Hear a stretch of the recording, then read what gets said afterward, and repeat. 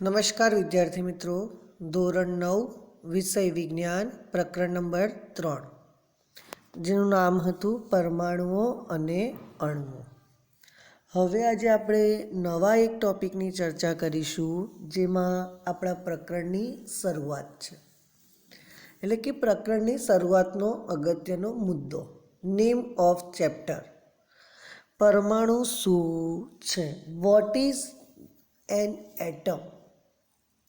હવે આપણે જાણીએ છીએ કે લેવોઇઝર નામના વૈજ્ઞાનિકે એવું સાબિત કર્યું હતું કે તત્વનો નાનામાં નાનો અવિભાજ્ય કણ કે જેનું વિભાજન શક્ય નથી, બરાબર, જેને આપણે શું કહીએ છીએ તો કે પરમાણુ.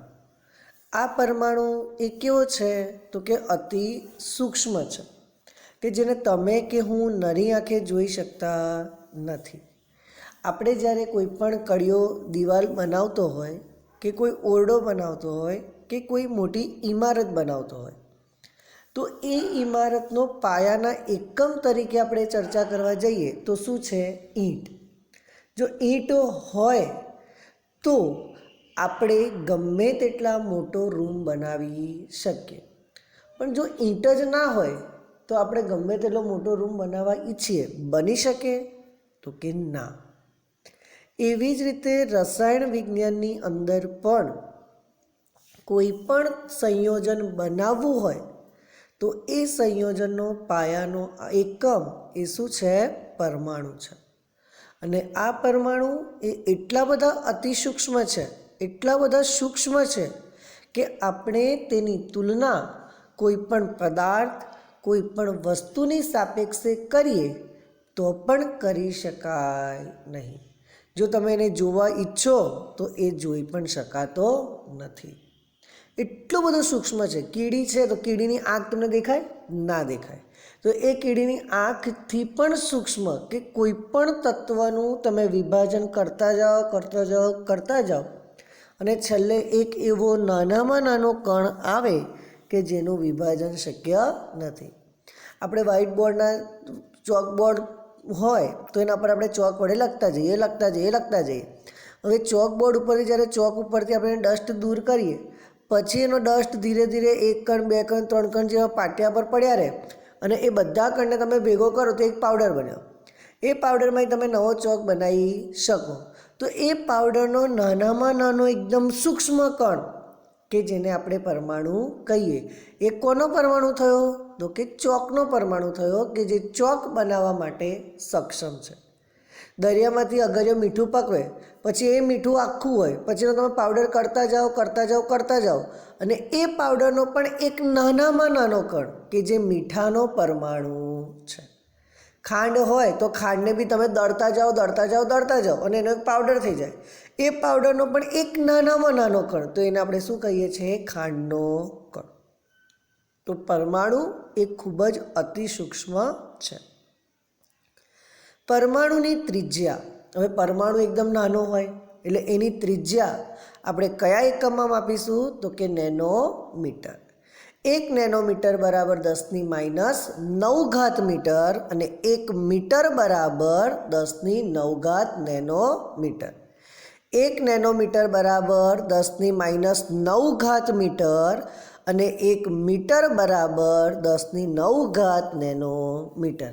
આ બંને ક્વેશ્ચન્સ અલગ અલગ છે, નેનોમીટરમાંથી મીટરમાં અને મીટરમાંથી નેનોમીટરમાં. ત્યારબાદ કેટલાક એવા પરમાણુ આપ્યા છે કે એની ત્રિજ્યા કેટલી એ પરીક્ષા માટે યાદ રાખવાનું. હાઇડ્રોજન પરમાણુ હોય તો એની ત્રિજ્યા 10⁻10⁻. પાણીનો અણુ હોય તો એની પરમાણુય ત્રિજ્યા 10⁻9. હિમોગ્લોબિનનો અણુ હોય તો એની ત્રિજ્યા 10⁻8. રેતીનો કણ હોય તો એની ત્રિજ્યા 10⁻4. કીડી હોય તો એની ત્રિજ્યા 10⁻2 અને તરબૂચ હોય તો એની ત્રિજ્યા 10⁻1 છે. જો પરમાણુનું કદ આટલું સૂક્ષ્મ હોય તો આપણે તેને અવગણી શકીએ તો પણ આપણાને એના માટે વિચાર આવે છે કે આપણા પૃથ્વીની સપાટી ઉપર આપણું બનેલું જે આખું સમગ્ર વિશ્વ છે, દુનિયા છે, એ કોના કારણે બની છે તો કે પરમાણુઓના કારણે. જો આજે પૃથ્વીની સપાટી ઉપર પરમાણુ ના હોત તો રેતી, પથ્થર, ઈંટ, સિમેન્ટનું નિર્માણ થઈ શકે નહીં. આપણા શરીરનો અંદર નાનામાં નાનો એકમ કે જેને આપણે કોષ કહીએ છીએ, આ કોષ ભેગા થઈને કોષ રચના કરે, કોષો ભેગા થઈને પેશીઓ બનાવે. તો કોષ જ આપણા માટે શું છે તો કે પરમાણુ છે. જો આપણા શરીરની અંદર કોષ જ ના હોત તો આપણી રચના થઈ હોત ના.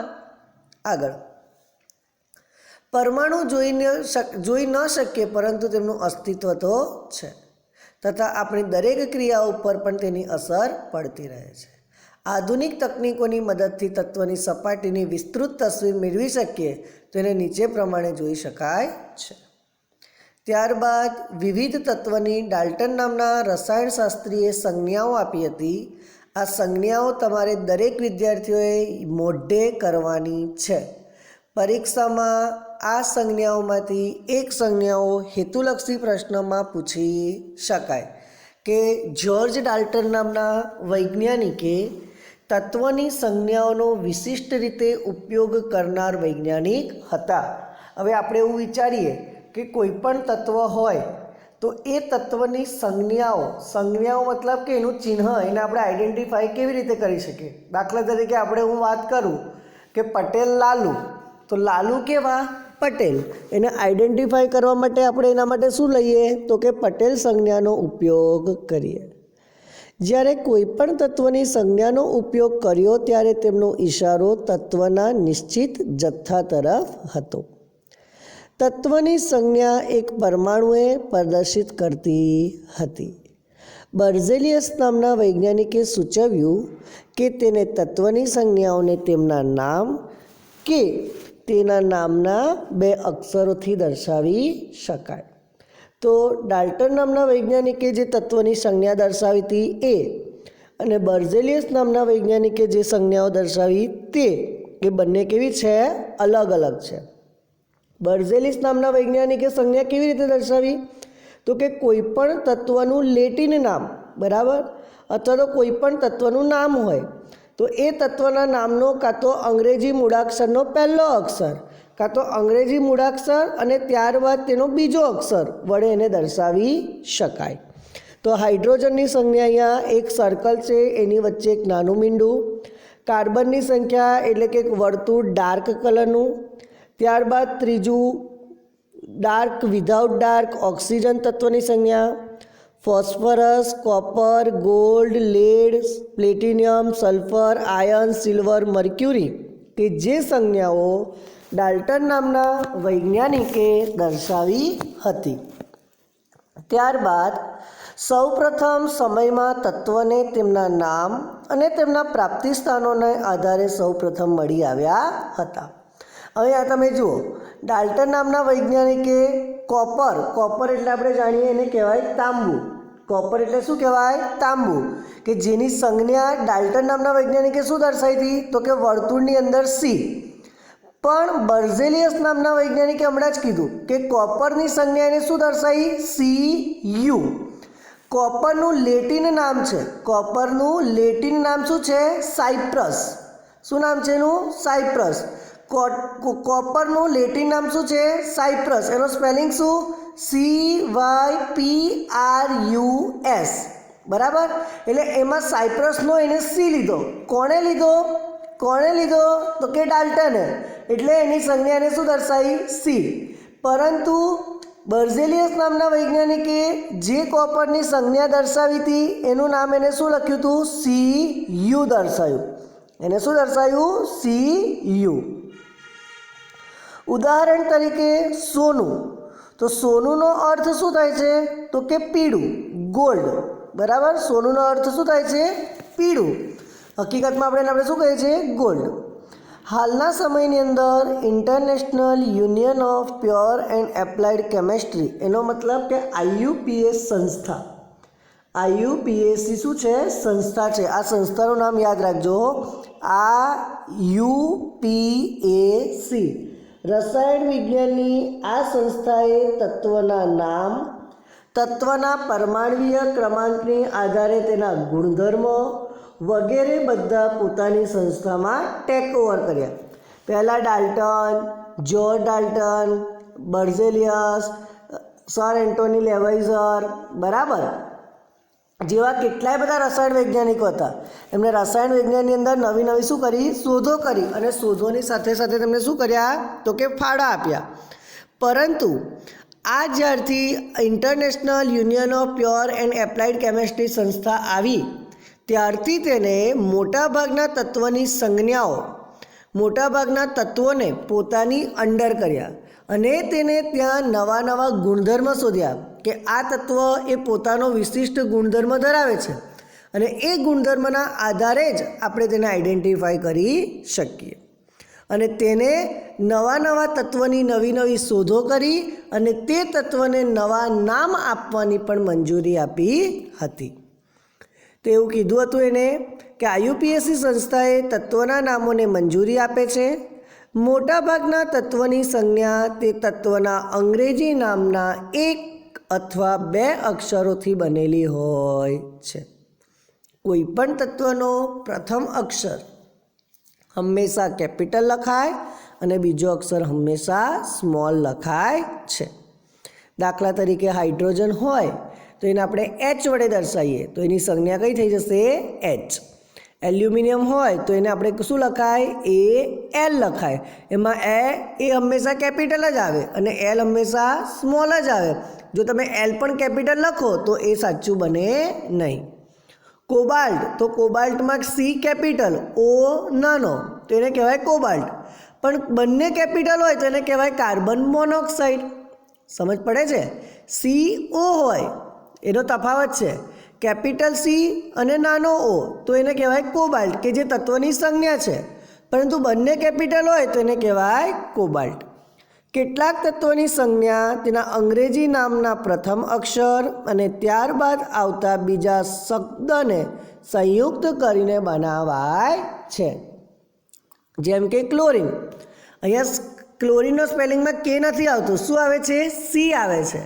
તો CHLORINE, તો બોલાય શું, ક્લોરીન. ક્લો, ક્લો, ક્લો, બરાબર. એટલે કની સાથે શું જોડાયેલો છે, લ જોડાયેલો છે, એટલે એની સંજ્ઞા શું લીધી, Cl. પછી બીજો એક શબ્દ છે ઝિંક, ઝિંક, તો ઝિંક એની અંદર તમે જુઓ તો ZN નો ઉચ્ચાર થાય છે, ઝિંક, ઝિંક, તો જ, ન અને ક, તો ન સાથે શું જોડાયો છે, ક જોડાયો છે, એટલે એની સંજ્ઞા શું થાય છે, ઝિંક, એટલે ZN. મેગ્નેશિયમ, તો મેગ્નેશિયમનું સ્પેલિંગ લખો તો એની અંદર મેગ્નેશિયમ, મેગ્નેશિયમ, તો એની સંજ્ઞા કઈ થઈ ગઈ, Mg. એવી રીતે જુદા જુદા જે તત્વ છે એની સંજ્ઞાના નામ આવી રીતે પાડવામાં આવ્યા હતા. ત્યારબાદ અન્ય કેટલાક તત્વો કે જેના સંજ્ઞાઓના નામ તેમના ગ્રીક નામ, તેના જર્મન નામ પરથી કે તેના લેટિન નામ પરથી પણ પાડવેલા છે. લોખંડ એટલે કે આયન, આપણે જાણીએ છીએ લોખંડને શું કહેવાય, આયન, બરાબર. તો એની સંજ્ઞા કેવી રીતે પડી તો કે ફેરમ નામથી પડી. કયા નામ પરથી, ફેરમ. તો લોખંડનું લેટિન નામ શું છે, ફેરમ છે, અને એની સંજ્ઞા કઈ બની, Fe. સોડિયમ છે તો સોડિયમની સંજ્ઞા શું છે, નેટ્રિયમ. સોડિયમનું લેટિન નામ શું છે, નેટ્રિયમ. તો સોડિયમના લેટિન નામ પરથી એની સંજ્ઞા કઈ પડી, Na. નેટ્રિયમનો સ્પેલિંગ લખો તો શું બને, Na. પોટેશિયમ છે તો એની સંજ્ઞા કઈ છે, K છે. પોટેશિયમની સંજ્ઞા કઈ છે, K. તો એનું લેટિન નામ શું છે તો કે કેલિયમ.